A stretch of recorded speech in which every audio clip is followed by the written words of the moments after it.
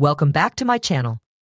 Today, we delve into two harrowing cases involving Chinese students in the United States, cases that have sent shockwaves through both the Chinese community and the academic world.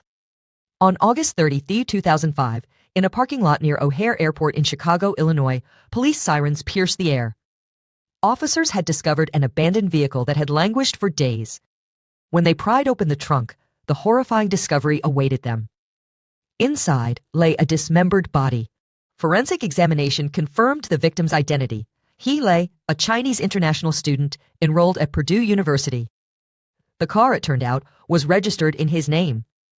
As the investigation took shape, detectives uncovered that He Lei had a wife, Chen Danley, who was also a student at Purdue. Just 4 days prior, Danley had been apprehended at Shanghai Pudong Airport. While trying to enter China using He Lei's identification, Danley appeared to lack complex social ties and had no known adversaries.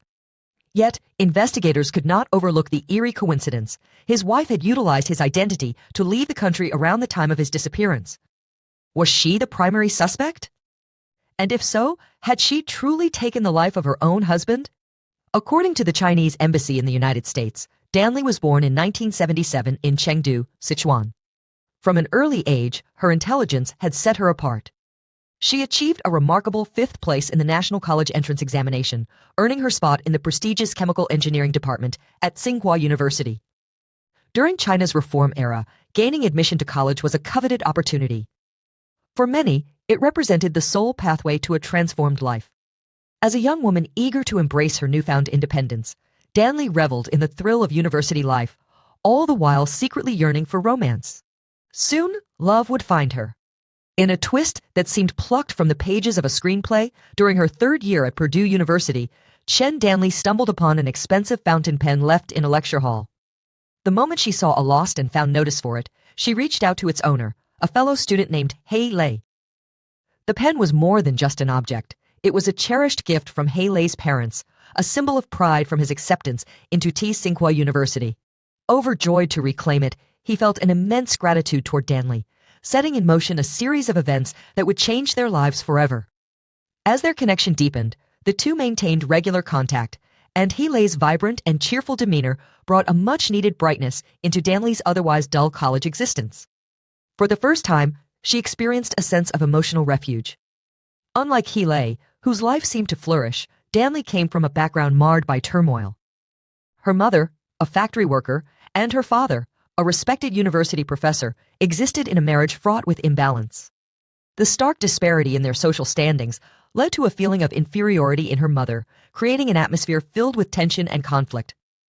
This tumultuous environment bred deep-seated insecurities within Danley, leading her into a spiral of suspicion and distrust. The relentless arguments that plagued her parents' marriage ultimately culminated in divorce, leaving an indelible mark on Danley's emotional landscape.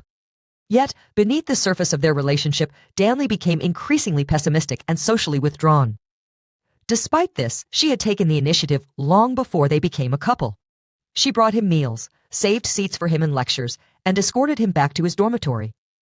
Slowly but surely, their friendship blossomed into love. After graduating from Tsinghua, Danley was initially accepted into the university's graduate program in chemical engineering.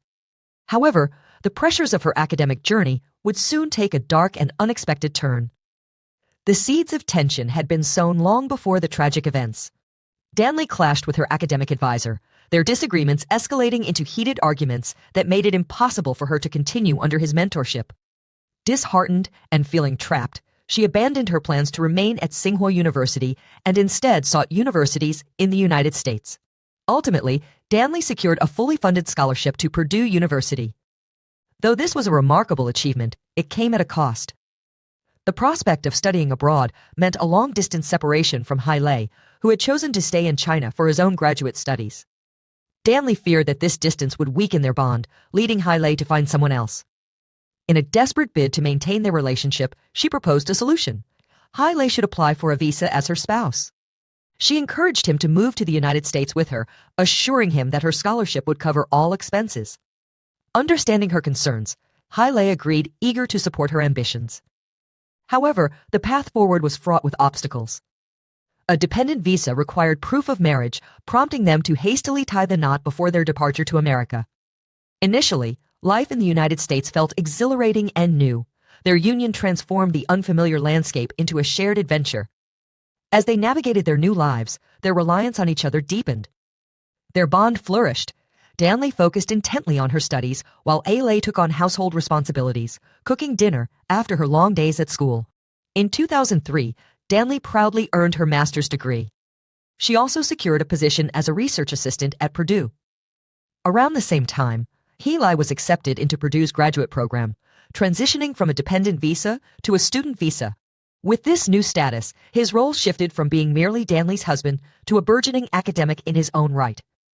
As Ailey embraced his new life as an independent scholar at Purdue University, his outgoing and friendly personality allowed him to expand his social circle rapidly. In stark contrast, Chen Danley remained introverted and distant, particularly after the recent passing of her mother. In her eyes, Ailey had become her entire world. But as Ailey became more socially engaged, Danley's unease began to fester. She felt threatened by the time he spent with friends, refusing to accompany him to social gatherings. Over time, her possessiveness intensified, and she began to exert more control over his interactions. Ailey noticed the shift in their relationship but chose not to confront it immediately. Danley's demeanor shifted as she grew increasingly pessimistic and socially withdrawn.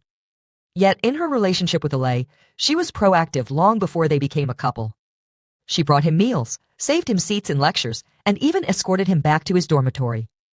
Slowly but surely, their friendship blossomed into love. After graduating from Tsinghua University, Danley was initially accepted into the graduate program in chemical engineering. However, her time there became tumultuous as clashes with her advisor escalated into heated arguments, ultimately making it impossible for her to continue under his mentorship. Disheartened and feeling cornered, Danley made the difficult decision to abandon her plans at Tsinghua University. Instead, she applied to institutions in the United States, eventually securing a fully funded scholarship to Purdue University. While this achievement was remarkable, it brought her little joy. The prospect of studying abroad meant a long-distance separation from Ailey, who had opted to remain in China for his own graduate studies. The fear of losing him to someone else loomed large in her mind. As tensions mounted between them, their arguments turned increasingly volatile, often punctuated by the looming threat of divorce. One of the most explosive confrontations erupted on Christmas Eve in 2004. That night, Ailey had plans to attend a festive gathering with friends, a celebration where couples were expected to show up together. Yet, Chen Danley adamantly refused to join him, insisting they should spend the evening alone. What began as a disagreement escalated rapidly into a fierce confrontation, fueled by emotions boiling over. In a moment of blind rage, Danley seized a knife, plunging it into Ailey's chest. Miraculously, the injury was not fatal, but it was severe enough to necessitate police involvement. Danley was taken into custody. During the investigation, her passport was seized, a precautionary measure against her fleeing. After receiving medical treatment, Ailey, perhaps driven by love or a sense of loyalty to their fractured marriage, paid $5,000 for her bail. The court, however, took further steps, issuing a protective order that barred Danley from approaching Ailey until she received psychological treatment. Complying with the court's directive, Danley underwent months of therapy. Following her psychiatrist's guidance, she and Ailey attempted to reconcile, ultimately moving back in together. Yet, the scars from her outburst lingered. When Purdue University learned of the violent incident, they terminated her employment as a research assistant.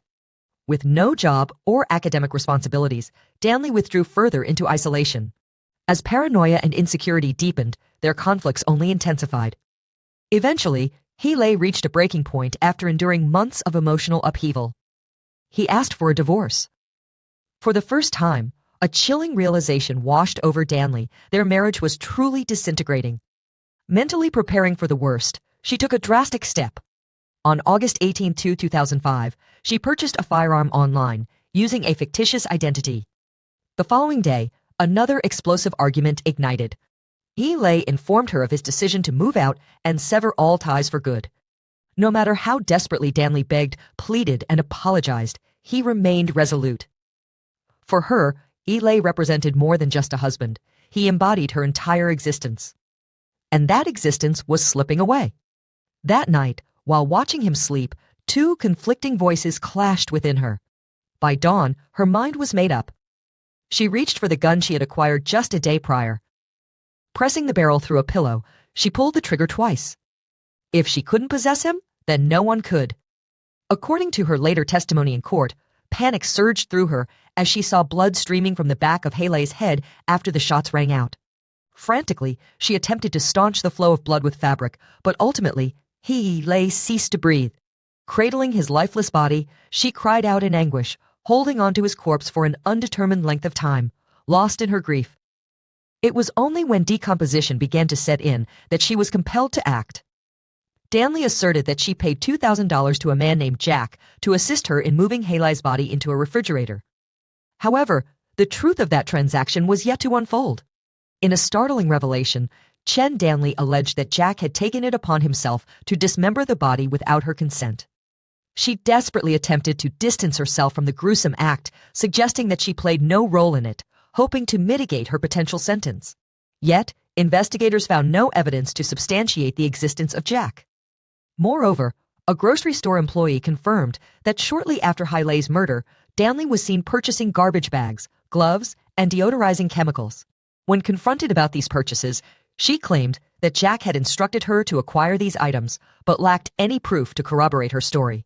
With evidence mounting against her, investigators concluded that Danley had orchestrated the entire crime on her own. Among the disturbing findings was a yellow notebook in which she meticulously detailed a post-murder plan. The list included tasks like buying large garbage bags, considering body disposal options, leaving for China on Thursday, and even procuring a hat for disguise. Her intentions were chillingly clear. She also aimed to withdraw funds from the bank for emergencies. In her belongings, officers uncovered notes outlining plans to rent an apartment upon her return to China. On her computer, investigators found email exchanges regarding the purchase of the firearm. At this point, the truth emerged with chilling clarity. Driven by obsessive love and deep-seated resentment, Danley had meticulously plotted the murder of Heilei. She acquired the gun in advance and coldly ended his life on August 19, 2005. After committing the heinous act, she dismembered his body herself, placed the remains inside his car, and drove toward Chicago, intent on fleeing. Ultimately, she abandoned the vehicle in a hotel parking lot.